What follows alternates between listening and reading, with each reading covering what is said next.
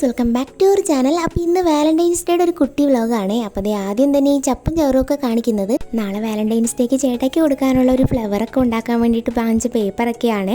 അപ്പോൾ ഞാൻ കടയിൽ പോയിട്ട് എനിക്ക് പൂ കിട്ടിയിട്ടുണ്ടായിരുന്നില്ല. അപ്പോൾ ഞാനോടത്ത് എന്തുകൊണ്ടത് ഉണ്ടാക്കിക്കൂടാ, ചേട്ടൻ ഇവിടെ ഇരുന്ന് TV കാണുന്ന സമയത്ത് ഞാൻ അനിയത്തിയുടെ റൂമിൽ പോയിരുന്നിട്ട് ചെയ്യുമായിരുന്നേ.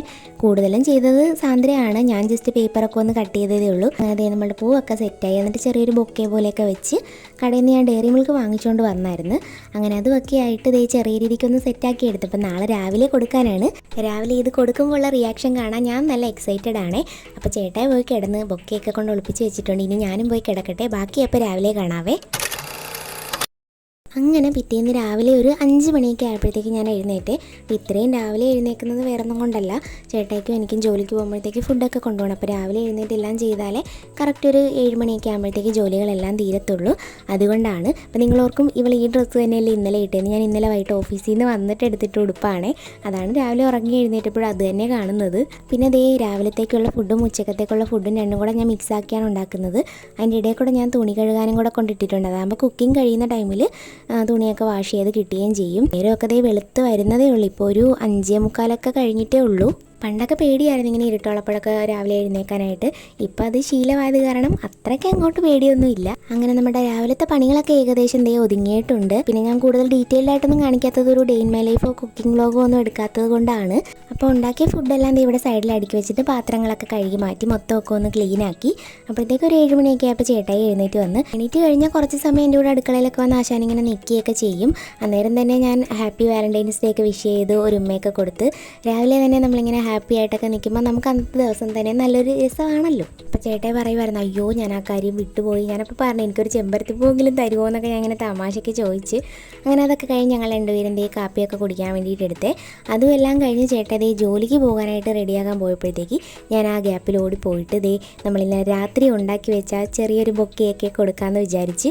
അപ്പോൾ റൂമിലേക്ക് കൊണ്ടുവന്നപ്പോഴത്തേക്ക് ചേട്ടായിക്ക് ഭയങ്കര സന്തോഷമായി. ചേട്ടായി പെട്ടെന്ന് ഇത് എവിടെ നിന്ന് വാങ്ങിച്ചെന്ന് ചോദിച്ചു. ഞാനപ്പോൾ പറഞ്ഞ് വാങ്ങിച്ചൊന്നുമല്ല, കഷ്ടപ്പെട്ട് രാത്രി ഇരുന്ന് ഉണ്ടാക്കിയത്. അപ്പോൾ പറഞ്ഞു ഞാൻ കണ്ടില്ലല്ലോ.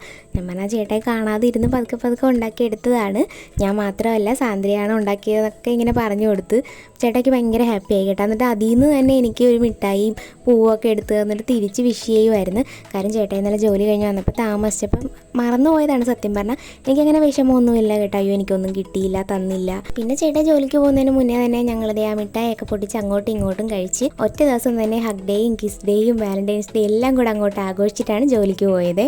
അങ്ങനെ ചേട്ടായി പോയി കഴിഞ്ഞപ്പോൾ പിന്നെ ഞാൻ കൊടുത്ത പൂവൊക്കെ കൊണ്ടുവന്ന് ഞങ്ങളുടെ ഫോട്ടോ ഫ്രെയിമിൻ്റെ പറ്റിയെ കൊണ്ടുവന്ന് വെച്ച്. ഈ ഫ്രെയിംസ് എന്ന് വെച്ചാൽ ഞങ്ങൾ 2019 സ്നേഹിച്ച് തുടങ്ങിയ ടൈം തൊട്ട് കല്യാണം, അതായത് 2023 വരെയുള്ള പിക്ചേഴ്സ് മാത്രമാണ് ഇതിലുള്ളത്. അതായത് ഞങ്ങളുടെ കല്യാണത്തിന് മുന്നേ ഉള്ള പ്രണയത്തിൻ്റെ പിക്ചേഴ്സ് മാത്രം. ഇപ്പോൾ കണ്ട ഫോട്ടോസിൻ്റെയൊക്കെ അന്ത്യം വന്നെത്തിയത് ഈ കല്യാണത്തിലാണ്. ഇത് ഞങ്ങളുടെ കല്യാണത്തിൻ്റെ കലണ്ടറാണ്. അപ്പോൾ ഞാൻ ജസ്റ്റ് നിങ്ങളെയൊക്കെ ഒന്ന് കാണിച്ചെന്നേ ഉള്ളൂ. എങ്ങനെയുണ്ട്?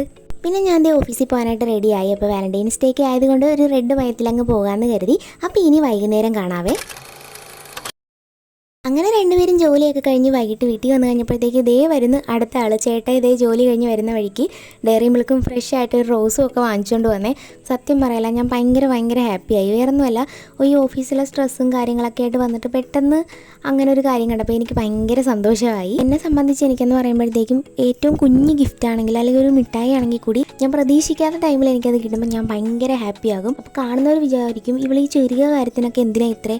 ഞാൻ അങ്ങനെയാണ്, എനിക്കൊരു ഇച്ചിരി കാര്യം മതി വിഷമിക്കാനും സന്തോഷിക്കാനും എല്ലാത്തിനും. ഞാൻ ആ സന്തോഷം ഓവറായിട്ട് അങ്ങ് കാണിക്കും. ചേട്ടയാണെങ്കിൽ ഓവറായിട്ട് കാണിക്കത്തില്ല, ഒരു ലിമിറ്റിട്ടേ കാണിക്കത്തുള്ളൂ. അങ്ങനത്തെ ഒരു മനുഷ്യനാണ്. ഞാനപ്പോൾ ഇടയ്ക്ക് കളിയാക്കും, താൻ എങ്ങനെ പ്രേമിച്ച് കല്യാണം കഴിച്ചോടോ, താൻ ഗാന്ധിജിയുടെ കാലത്തുള്ളതാണെന്നൊക്കെ പറഞ്ഞ് ചില സമയത്ത്. എന്നുവെച്ചാൽ അങ്ങനെയൊന്നും അല്ല കേട്ടോ, ആൾ നല്ല ചിൽ മൈൻഡാണ്. സത്യം പറഞ്ഞാൽ ഞങ്ങൾ പ്രേമിച്ച് നടന്ന ആ 4-5 വർഷത്തിനെക്കാട്ടി കൂടുതൽ ഹാപ്പി ആയിട്ട് വാലന്റൈൻസ് ഡേ സെലിബ്രേറ്റ് ചെയ്യുന്നത് ഞങ്ങളുടെ കല്യാണത്തിന് ശേഷം തന്നെയാണ്. അങ്ങനെ നമ്മൾ ഓർഡർ ചെയ്ത ഐസ്ക്രീം വിത്ത് ഷേക്കൊക്കെ വന്നിട്ടുണ്ട്. അങ്ങനെ ഞങ്ങൾ ആസ്വദിച്ച് ഷേക്കൊക്കെ കുടിച്ച്. സത്യം പറഞ്ഞാൽ ഞാൻ പീരീഡ്സും കൂടെ ആയിരിക്കുന്ന ദിവസമായതുകൊണ്ട് എനിക്കിത് കിട്ടിയപ്പോൾ ഭയങ്കര ഒരു ആശ്വാസമായിരുന്നു. പിന്നെ ഒരു ബേക്കറി കയറി സാന്ദ്രയ്ക്കുള്ള ഐസ്ക്രീമൊക്കെ വാങ്ങിച്ചിട്ടാണ് നേരെ വീട്ടിൽ പോയത്. അപ്പോൾ വാലന്റൈൻസ് ഡേക്ക് ഗിഫ്റ്റൊക്കെ ഉണ്ടാക്കി തന്ന അവളല്ലേ, അപ്പോൾ അവൾക്ക് ഒരു മധുരം കൊടുക്കണ്ടേ. അവളെ വീഡിയോയിൽ കാണിക്കേണ്ടെന്ന് പറഞ്ഞതുകൊണ്ടാണ് കാണിക്കാത്തത്. അപ്പോൾ അത്രയേ ഉള്ളൂ. ഇഷ്ടപ്പെട്ടാൽ സപ്പോർട്ട് ചെയ്യണേ. ടാറ്റാ.